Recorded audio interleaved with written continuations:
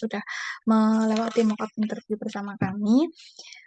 Kemudian sebetulnya udah bagus ya, cuma memang ada beberapa yang memang harus dikritisi. Untuk yang pertama, Mbak Nurul itu tolong ya, apa namanya, suara ya.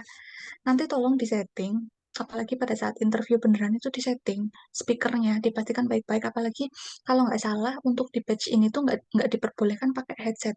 Bener nggak di buku panduannya kayak gitu? Betul ya? Iya nggak? Diperbolehkan tapi headset yang berkabel, Headset yang apa? Sorry. berkabel, bukan yang Bluetooth. Oh, headset yang oke. Nah, itu nanti silahkan dipersiapkan. Dan bahkan kondisi headset Mbak Nurul pun ini masih belum jelas ya. Nanti tolong diperbaiki lagi, dipersiapkan dengan baik. Kemudian untuk Mbak Vina sama Mbak Nurul, ya tolong ya posisi duduknya itu diperbaiki. Jadi posisinya itu sejengkal kayak gini ya. Kalau saya terlalu maju, nanti mundur lagi, diginiin gitu ya. Satu ini. Terus biar ininya tuh kelihatan.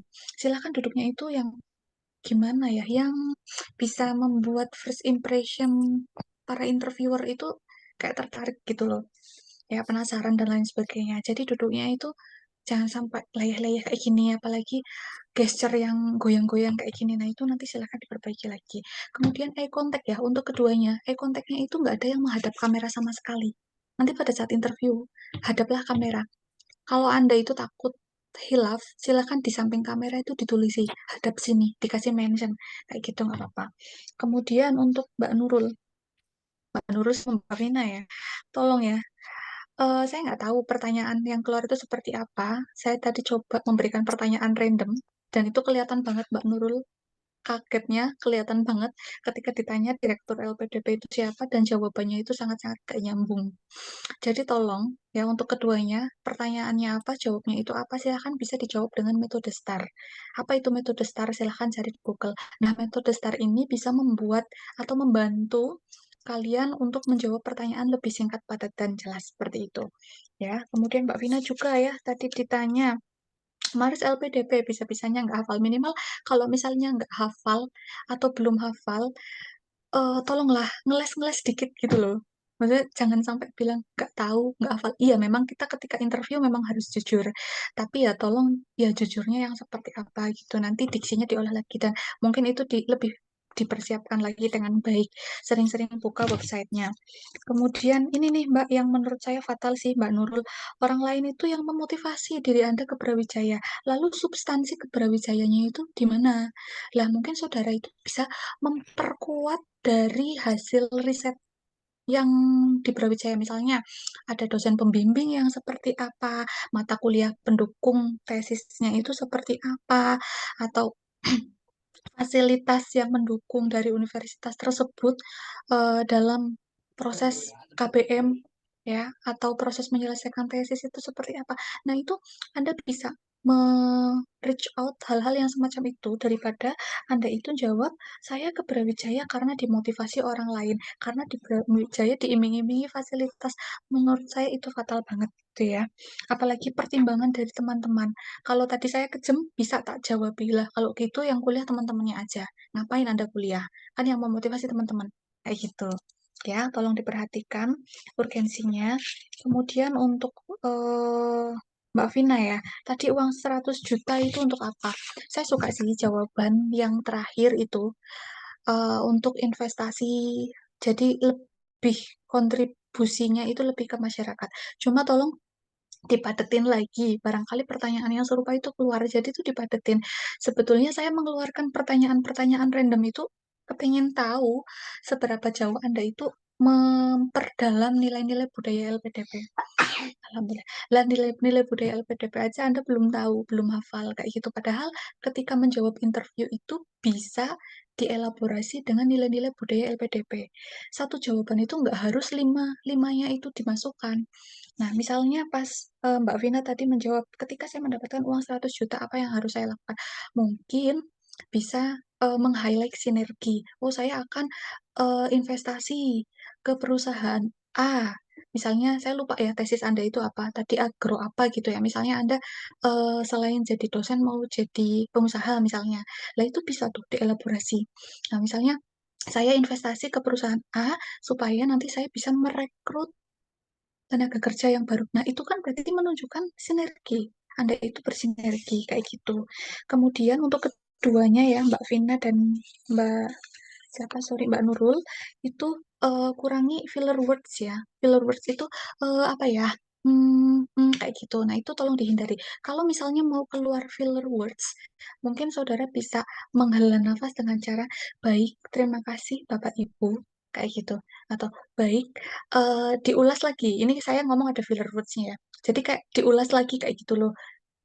Opening pakai opening statement atau apa tapi jangan panjang-panjang itu sebetulnya berguna untuk menghela nafas kayak gitu. Terus ini sih dari Mbak Vina itu saya agak menggelitik tadi ya. Anda punya masalah nggak? Jawabnya itu tidak punya masalah. Kalau dari saya personally, kalau Anda itu jawab tidak punya masalah itu kayak seolah-olah tuh kayak over confident banget ya nggak sih? Setiap manusia itu kan pasti punya masalah. Lah langsung aja dijawab, iya saya punya masalah. Nah sebenarnya kenapa saya tanya kayak gitu? Saya itu mengarahkan Anda untuk menjawab apa yang sudah Anda tulis di esai. Anda bisa ngambil misalnya dari pembeda dari peserta lainnya, atau kesalahan yang pernah dilakukan selama bekerja, kayak gitu loh. Ya, jadi untuk Mbak Vina sama Mbak Nur dan semuanya ya, tolong kalau jawab pertanyaan itu yang sesuai dengan isai. Semua interview itu belum tentu pakai pertanyaan yang template. Misalnya, jelaskan kelebihan Anda, jelaskan kekurangan Anda.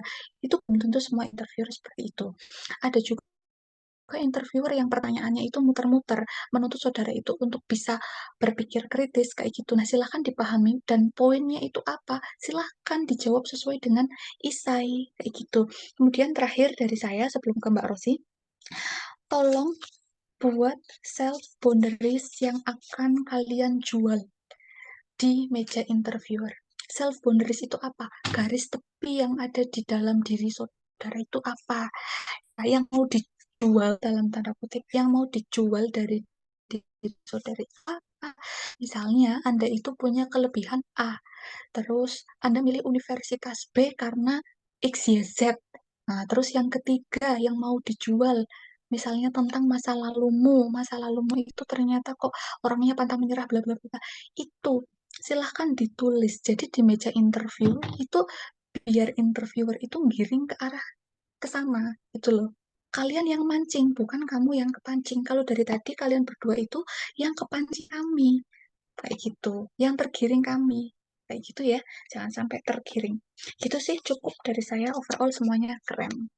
Terima kasih. Barangkali nanti ada pertanyaan ya, Mbak Vina, Mbak Nurul.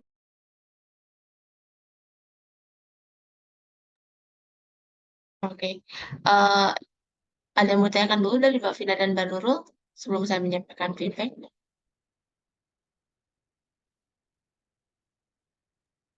Kalau misal kita diberi pertanyaan yang unexpected itu eh, baiknya gimana ya Kak bersikapnya? Gimana, Kak Vina? Sorry, kalau dapat Ya, pertanyaan yang seperti itu. yang tidak terduga seperti tadi yang Oh, eh, Kak Mada tanyakan pada saya itu baiknya bersikapnya seperti apa? yang pertama, dari muka. Itu jangan sampai, wah kaget banget. Itu tadi kelihatan banget, apalagi Mbak Nurul itu. Wah, udah kayak mau nangis dia ya, dapat pertanyaan kayak gitu langsung berkaca-kaca. Coba self controlling, emotional controllingnya itu silahkan dikondisikan. Kemudian yaitu kalau Anda itu memahami dan bisa mengimplementasikan nilai-nilai budaya LPDP, kemudian tahu LPDP itu membutuhkan orang yang seperti apa. Mau jawabannya mau pertanyaannya out of the box kayak tadi, random, saudara masih bisa menggiring ke dalam itu kayak gitu. Intinya selalu siap aja sih Mbak, gitu. Ya, makasih Gimana? Kak Mada.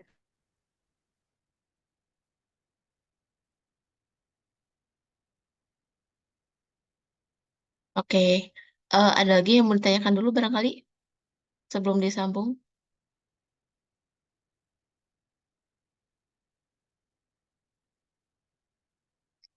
Kalau cukup, saya menyambung untuk feed- feedback mock-up malam ini. Jadi sejauh ini dari teman-teman sudah sangat baik. Selamat untuk eh, perjalanannya karena menjalani beberapa tahapan itu tidak mudah ya. Banyak hal yang harus dipersiapkan. Sampai di seleksi substansi itu bukan perjalanan yang mudah. Pasti banyak sekali effort yang teman-teman berikan untuk persiapan seleksi ini. Nah, ini keduanya satu angkatan kah? Iya, Kak. Satu pembimbing juga dulu. Oke, iya. Satu proyek Soalnya, penelitian juga. iya, saya lihat penelitiannya sama. Kayak, mudah-mudahan nanti bisa dapat hasil yang terbaik ya untuk keduanya. Jadi, sebenarnya tadi saya memberikan dua jenis pertanyaan berbeda ya. Bisa saja interviewer itu nantinya dia hanya fokus kepada eh, kampusnya, rencana studinya, atau ke menghubungkan si studi itu dengan kondisi saat ini. Seperti tadi disinggung beberapa isu seperti food estate atau bahkan urgensi dari penelitian ke kontribusi nyatanya seperti apa. Nah, kalau untuk dari jawaban teman-teman mungkin ya seperti yang sorry. Halo, suara saya terdengar? Ya, Dengar, Kak, tapi tadi sempat putus. oke. Ya, saya ulangi dulu ya. Jadi kalau untuk dari teman-teman itu sudah cukup baik. Tadi beberapa hal yang disampaikan oleh Kak Imada mungkin bisa diambil karena ya saya sepakat untuk teknis itu adalah salah satu hal yang menjadi kendala utama jika teman-teman tidak mengatasinya dengan baik gitu. Eh, tidak tidak sedikit cerita proses interview yang berjalan kurang lancar karena kendala teknis. Dan saya pribadi pun mengalami. Saat interview kemarin, saya interview sambil berdiri karena memang sibuk cari sinyal. Nah, jangan sampai rekan-rekan mengalami hal yang sama gitu, karena bisa saja itu menjadi penilaian fatal dari interviewer gitu. Itu pertama teknis, terus juga eye contact dan sebagainya, gestur. Karena interviewer itu adalah orang lain, jadi kita posisikan mereka adalah ya tidak tahu kita. Kita sampaikan, kita tampilkan hal yang terbaik, apa ya, impresi yang baik dari mereka gitu. Jika kita jika kita berbicara dengan lawan bicara yang sudah mengenal kita, tentunya kita sudah yakin mereka sudah punya eh mereka sudah punya pendapat tersendiri tentang kita. Tapi saat kita berbicara dengan orang asing, ya, mereka hanya tahu apa yang kita sampaikan saat itu. Jadi silahkan kemas diksinya dengan lebih baik, ekspresi juga, jangan lupa, memang proses interview adalah proses yang formal karena rekan-rekan di sini dituntut untuk menyampaikan hal-hal yang hal-hal yang memang bukan bercanda ya, kita sedang tidak bercanda, tapi tolong untuk ekspresi pun dijaga karena orang yang kita hadapi adalah orang, yang kita hadapi adalah manusia yang mana harus kita tarik apa ya, kita tarik antusiasmenya gitu. Saat kita sudah tidak antusias pada satu orang, kita akan malas untuk bertanya kembali atau kita akan malas untuk menggali eh, potensi dari orang tersebut gitu. Tuh, selanjutnya saya ulas satu-satu ya. Untuk Mbak Nurul mungkin nanti di bagian penyampaian pemilihan kampus nanti lebih diperkuat kembali dengan keunggulan atau nilai-nilai plus dari universitas yang dipilih. Untuk keduanya mungkin ya, tapi tadi ini hanya pertanyaan untuk Mbak Nurul. Nah, dan terus kalau bisa disampaikan juga selain dari ya eh, titik utamanya jangan sampai karena kita sudah terbiasa di lingkungan tersebut. Kalau ya akan lebih baik kita menyampaikan hal-hal yang objektif yang menjadi penguat alasan kita memilih kampus tersebut. Nah, alasan objektifnya seperti apa ya bisa dilihat dari fasilitas, kurikulum, atau sistem pendidikan, bahkan tenaga pendidik yang bisa menjadi supervisor atau apa nantinya. Seperti itu. Jadi, coba lebih digali dulu alasan-alasan objektif sebelum kita menyampaikan bahwa ya kita sudah terbiasa di sini. Nah, terus juga untuk tadi saat ditanyakan kenapa tidak memilih ke luar negeri, eh, tolong kurangi alasan pribadi seperti modal untuk persiapan ke luar negeri yang kurang atau bahkan orang tua yang belum mengizinkan. Nah, tapi coba berikan alasan yang memang em, apa ya? Alasannya karena misal dengan kampus di Indonesia sudah cukup baik dan saat ini itu sudah cukup mendukung untuk tujuan saya, misal seperti itu. Jadi untuk hal-hal yang memang bersifat subjektif dan pribadi untuk bagian di studi sebaiknya dikurangi seperti itu. Karena nantinya itu akan apa ya, mencerminkan effort kita yang kurang gitu. Meskipun ya memang itu kendala sebenarnya gitu, tapi tolong diulas bagian-bagian yang memang eh, apa ya, tidak menonjolkan kurangnya kita seperti itu. Terus untuk bagian perencana pendidikan, kalau bisa nanti disampaikan juga rencana misalkan di salah satu semesternya mau mengambil apa dan kewajiban lulus tadi tolong dicari tahu kembali alurnya untuk studi magister di kampus tujuan seperti apa? Apakah lulusnya harus submit jurnal kah atau apa sehingga itu memerlukan waktu. Jadi sebenarnya di sini interviewer menanyakan kewajiban dan syarat lulus itu untuk meyakinkan bahwa si eh, orang ini tahu perencanaan waktu seperti apa yang harus disusun agar bisa lulus tepat waktu gitu. Karena yang kita ketahui untuk misalkan contoh jika ada syarat submit jurnal atau accepted atau tahap apa lagi gitu, itu kan pasti memerlukan waktu. Nah, kita bisa memanage waktu kita selama studi untuk bisa mencapai tujuan tersebut gitu. Ini juga tadi nyambung dengan jaminan lulus tepat waktu. Nah, jadi saat kita tahu syarat lulusnya, saat kita tahu kurikulumnya, maka kita bisa mengatur waktu kita agar bisa tetap on track gitu. Nah, untuk Mbak Vina, nah tadi di urgensi mengambil S2 mungkin eh, ada sedikit gap masalah yang memang belum apa ya, belum saya dapat gitu. Kenapa harus urgent? Tapi kalau memang dihubungkan dengan dosen mungkin mungkin memang eh, apa ya, tadi kan yang pertama dihubungkan dengan peneliti dulu. Nah, kalau memang dihubungkan dengan peneliti itu kan eh,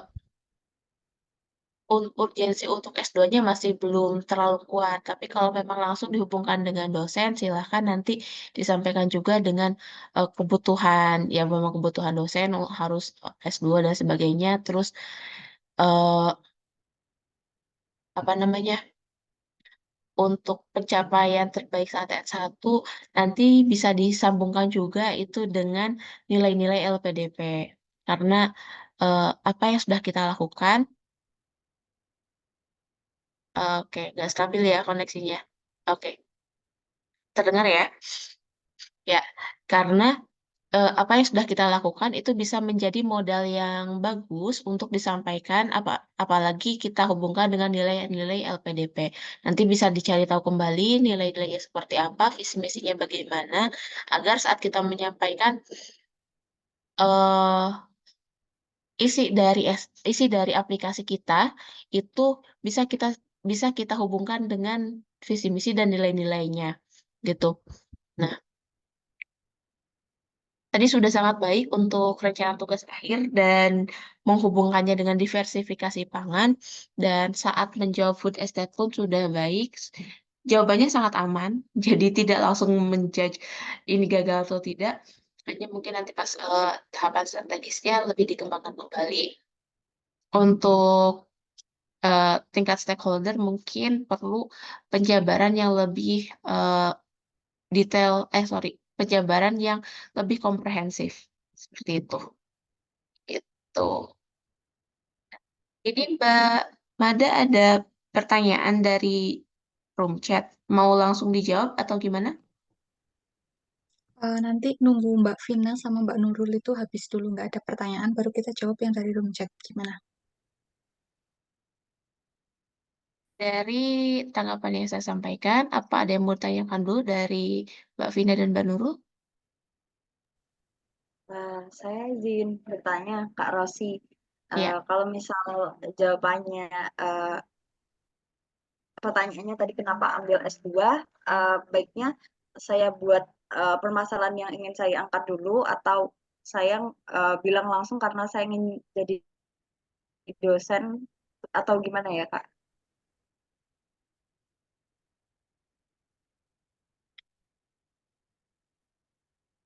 oke.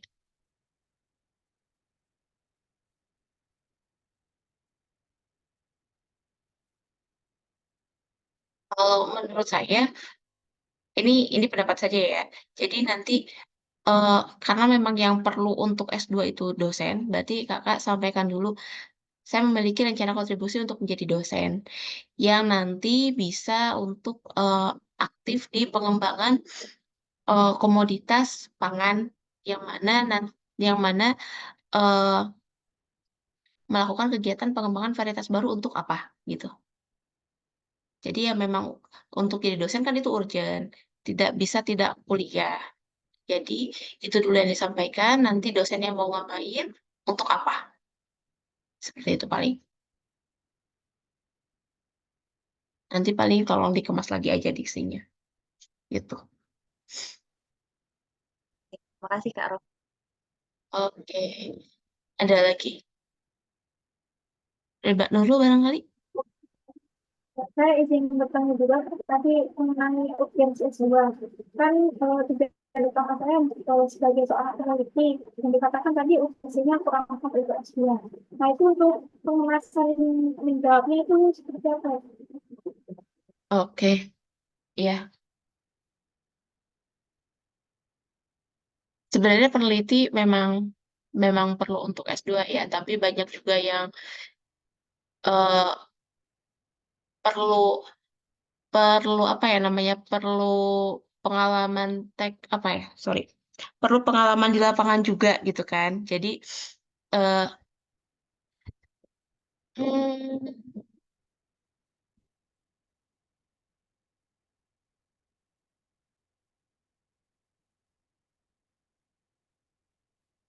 oke.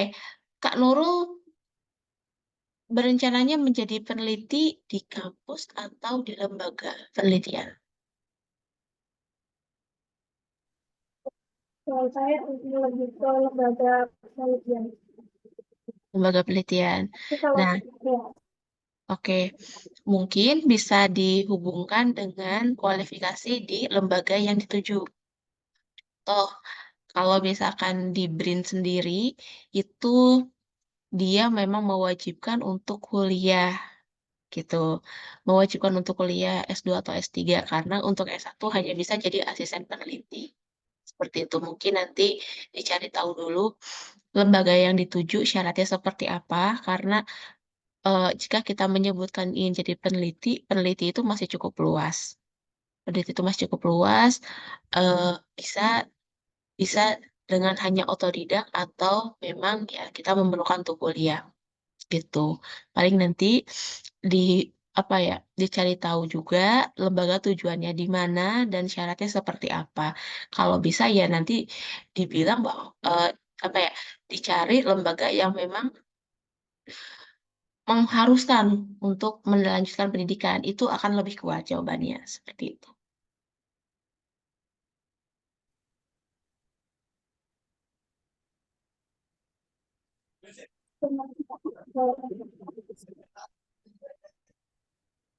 Gimana? Ada lagi?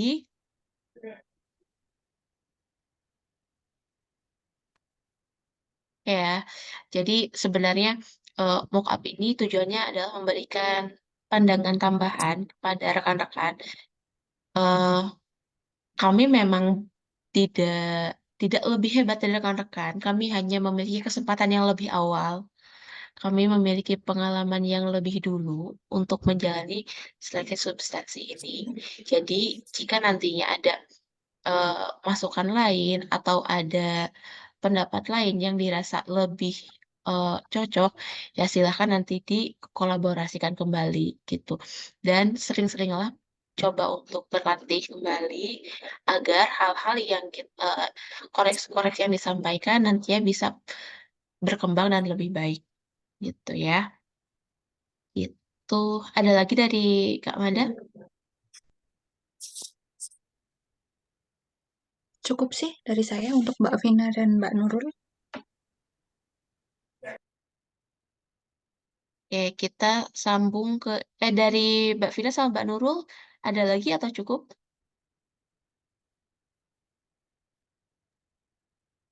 Dari saya mungkin sudah cukup Kak. Nanti misal ada pertanyaan tambahan apa boleh tanya di grup. Ya, silakan.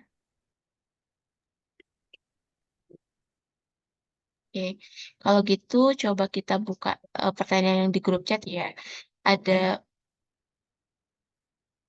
ada satu pertanyaan dari sorry, ada pertanyaan dari Kak Lutfah ya kalau nggak salah tadi.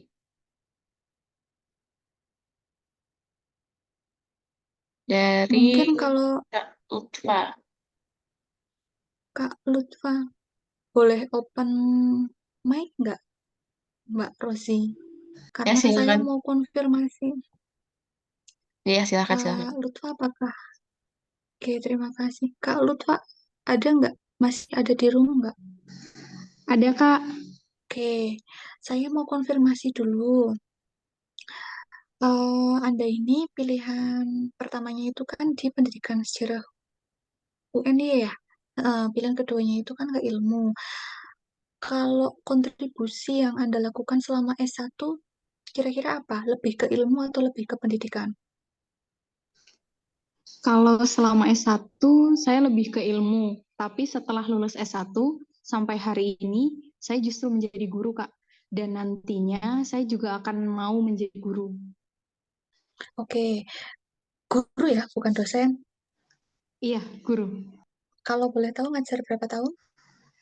Ngajar udah mau 1 tahun ini, jadi 2 semester.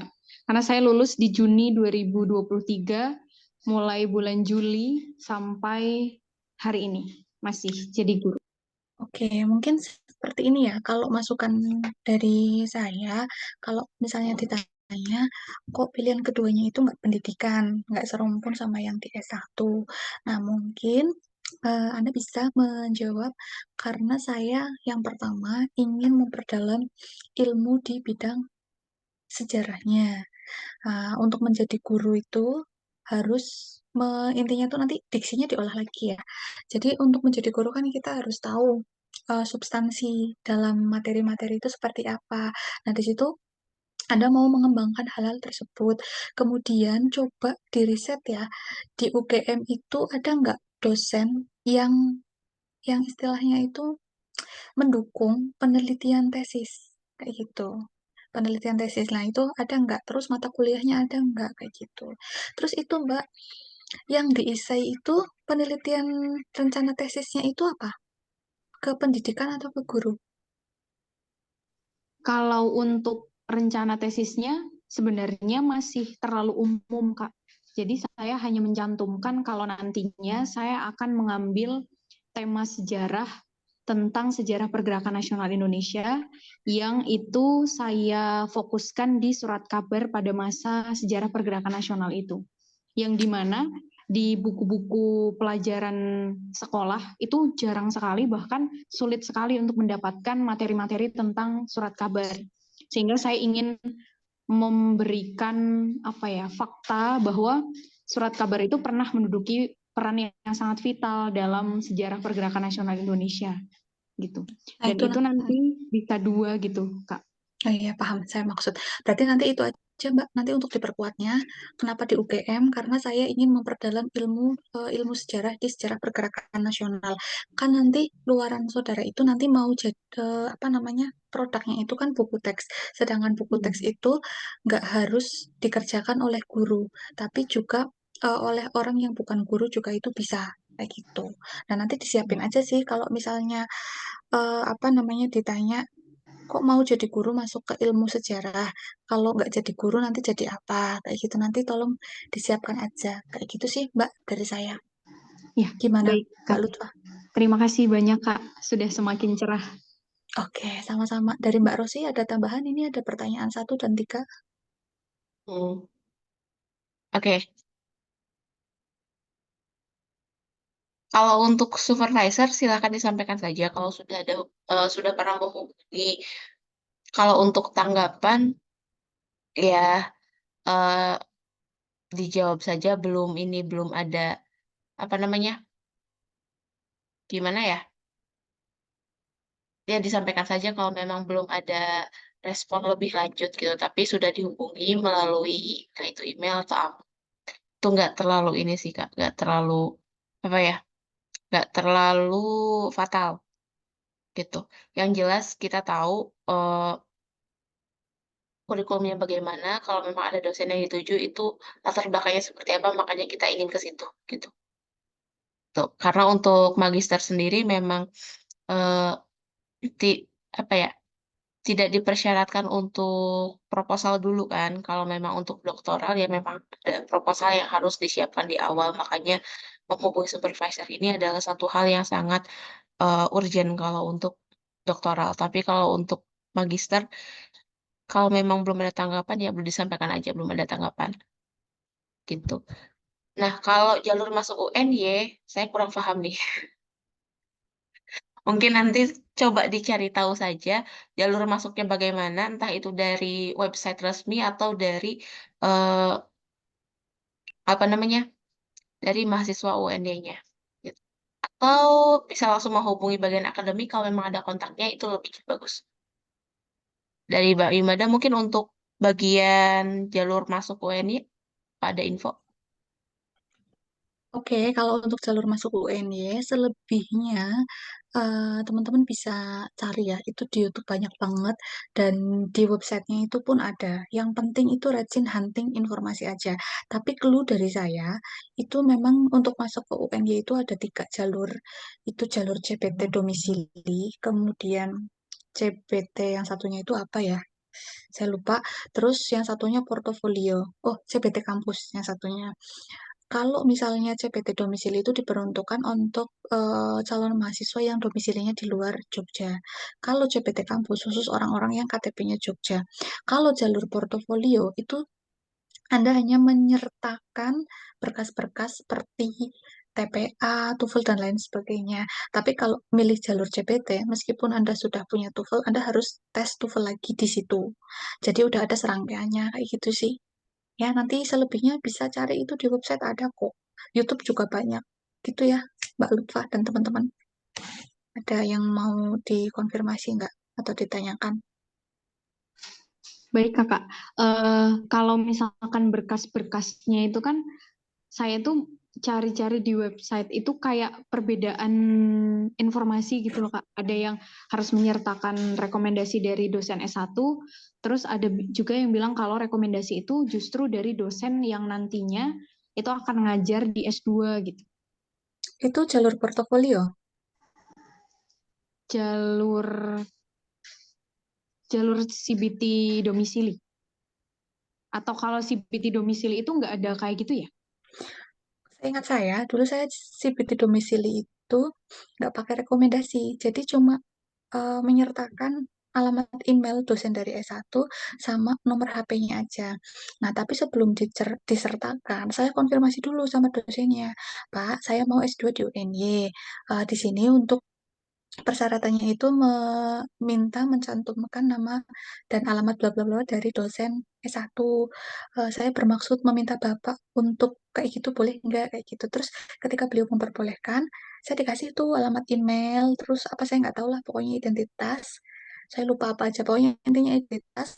Terus nanti mungkin dari dosennya itu dapat email dari UNY. Saya nggak tahu dapat email apa enggak, soalnya dosennya nggak konfirmasi ke saya. Tapi dengar-dengar itu paling konfirmasi, bener nggak Imada ini mahasiswa Anda, bener nggak ini tuh lulusan ini. Dia tuh orangnya gimana sih? Kurang lebihnya kayak gitu. Jadi bukan surat rekomendasi ke LPDP itu enggak sih, gitu Mbak. Iya, baik Kakak. Terima kasih banyak. Oke, sama-sama. Gimana Mbak Rosi, ada tambahan nggak? Hmm, Cukup sih, kalau untuk jalur masuk saya kurang paham ya kalau yang UN ya.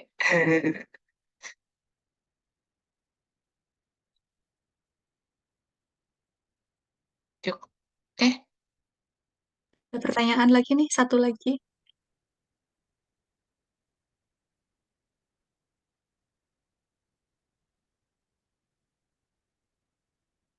Bisa nggak Mbak Rosi? Setahu saya bisa ya. maksudnya ini. Saya gini loh, Oh, oh iya misalnya nih, bisa, mm, bisa, bisa. Gak apa-apa Kak. Ini kan berarti maksudnya saat mendaftar ketika wawancara menguatkan di pilihan satu, tapi ternyata setelah diterima LPDP memutuskan untuk pilihan kedua. Bisa, karena eh, dengan dengan adanya tiga pilihan sebenarnya itu kita diberi kesempatan untuk yang eh, penting itu sih kalau nggak mencoba di salah itu tiga pilihan itu. alasannya itu harus kuat ya. Iya, gitu. Nah, eh kalau selama selama prodi yang diambil masuk di tiga daftar yang kita masukkan, yaitu sebenarnya itu bebas-bebas aja. Itu nggak masalah nantinya. Misalkan saat wawancara kita hanya fokus pada pilihan pertama, tapi ternyata di prosesnya kita kita dapat masuknya di pilihan kedua atau ketiga. Itu tidak masalah gitu. Yang perlu nantinya melakukan pengajuan itu jika program studi atau kampus yang kita tuju nantinya di luar tiga pilihan tadi, gitu. Ini terjadi sama saya. Jadi eh, di pilihan satu, 2, 3 saya memasukkan eh, universitas dan prodi yang berbeda, tapi ternyata saya tidak jadi masuk di prodi yang pilihan pertama tersebut. Saya masuk ke UNIF dengan pilihan kedua, terus ternyata gagal masuk dan ganti prodi sehingga sebenarnya prodi yang sekarang sedang saya jalani itu di luar tiga pilihan saat interview, bahkan saat seleksi. Dengan catatan kita memberikan pernyataan ataupun alasan yang logis kenapa saat ini melanjutkan studi di luar dari pilihan di awal. Seperti itu paling. Tapi tolong untuk proses interview kita eh, apa ya? Kita cari tahu secara detail, kita yakinkan interviewer bahwa ya kita ingin ke sini gitu. Pun nanti di tengah jalan ternyata ada masalah sehingga kita harus pindah prodi, ya itu nggak masalah. Yang jelas alasannya eh, apa ya? Alasannya dapat diterima.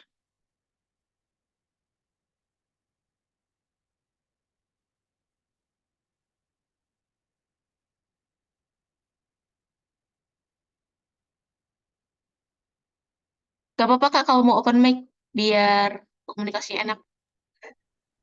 Kak Gimana Anis ya. teman-teman? Ada Nah, lagi yang mau disampaikan, diklarifikasi atau ditanyakan? tapi Nah, kalau di dalam pilihan tidak perlu menyatakan alasannya Kak atau harus di dalam pilihan yang mana Kak maksudnya?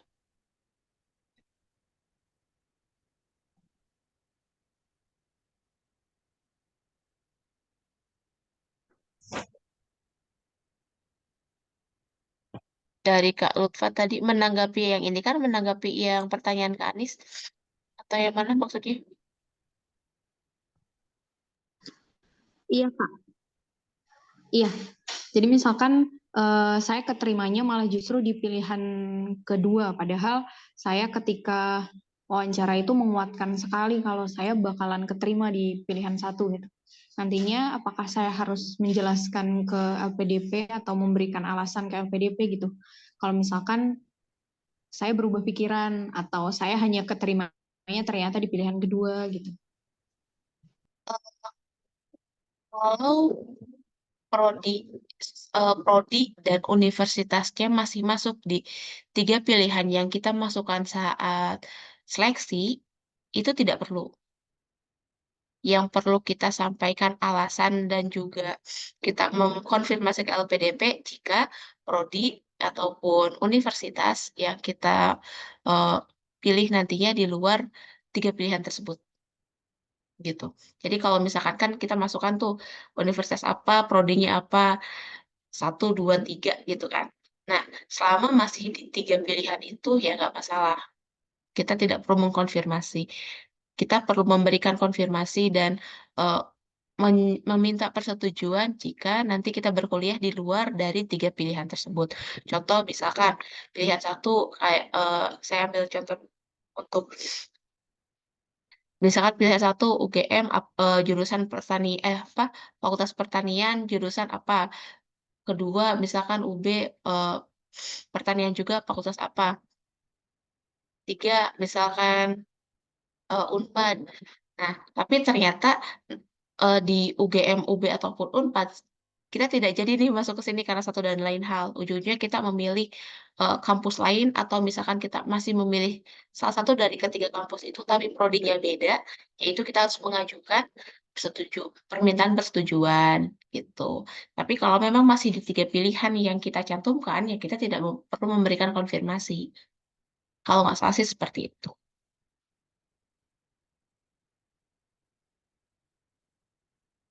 Gimana? Ada yang mau menanggapi atau tanyakan kembali?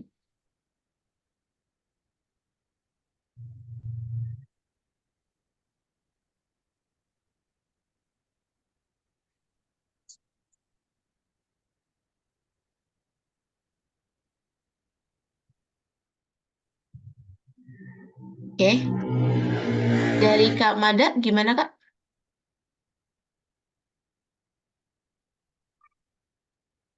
Dari saya cukup sih, cuman sebelum diakhiri ya, mungkin pesan saya buat teman-teman semua, yang penting dijaga kesehatannya. Terus dalam posisi under pressure itu biasanya energi-energi negatif itu jarang cukup cepat masuk. Jadi lebih ke positive thinking aja sih. Soalnya saya juga udah ngerasain ketika kita melakukan hal-hal yang positif dan positive thinking itu ternyata sekian persen itu yang terjadi. Apalagi pada saat interview itu benar-benar kebanyakan apa yang saya bayangkan itu terjadi. Jadi nggak usah overthinking dan apa yang kami sampaikan itu berdasarkan pengalaman kami ya teman-teman. Nanti kalau misalnya di lapangan ternyata berbeda ya berarti itu di luar kendali kami. Tapi percaya aja kalian bisa menghadapi itu kayak gitu. Itu sih Kak Rosi dari saya. Oke ya, terima kasih.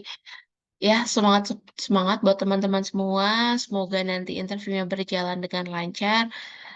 Santai saja dan jangan lupa bahwa nantinya interviewer dari rekan-rekan adalah manusia yang memang harus dijaga moodnya. Jadi silahkan jangan terlalu tegang, harus eh, bisa apa ya bisa menjual diri kita sebaik mungkin gitu karena ya dimanapun proses interview adalah proses untuk menjual diri ya kasarnya seperti itu oke. Kalau memang tidak ada lagi yang ditanyakan. Sorry Kak, dokumentasi. Oh iya, oke oke, sorry sorry. Oke, mungkin bisa ini dulu ya semua yang ada di room ini untuk di open kamera,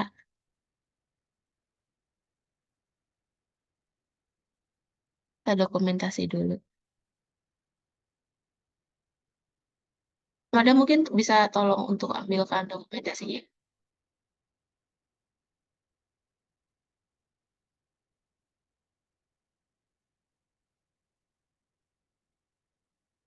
Halo.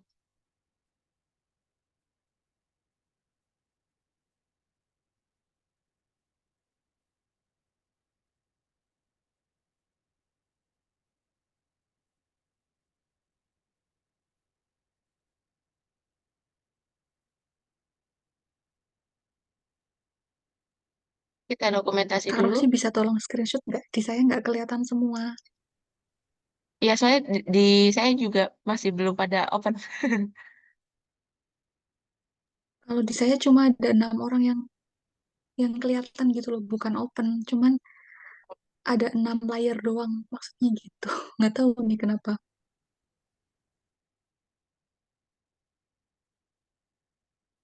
Oke,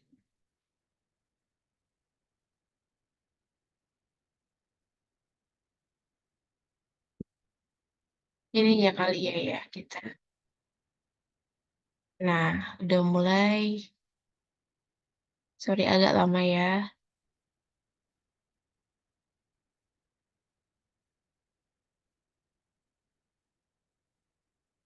Apa jaringan saya yang jelek.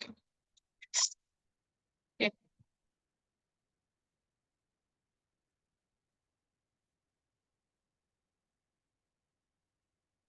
Ya,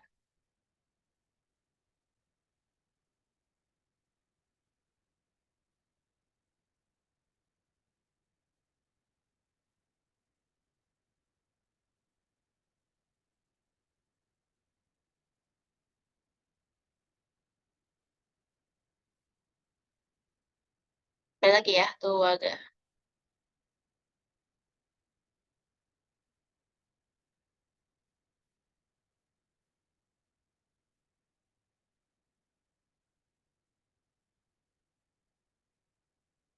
Oke.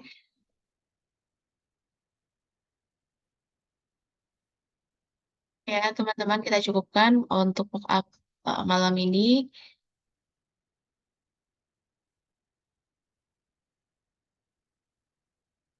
Terima kasih untuk eh, atensinya. Semoga interview dari teman-teman semua nanti bisa berjalan dengan lancar. Assalamualaikum warahmatullahi wabarakatuh.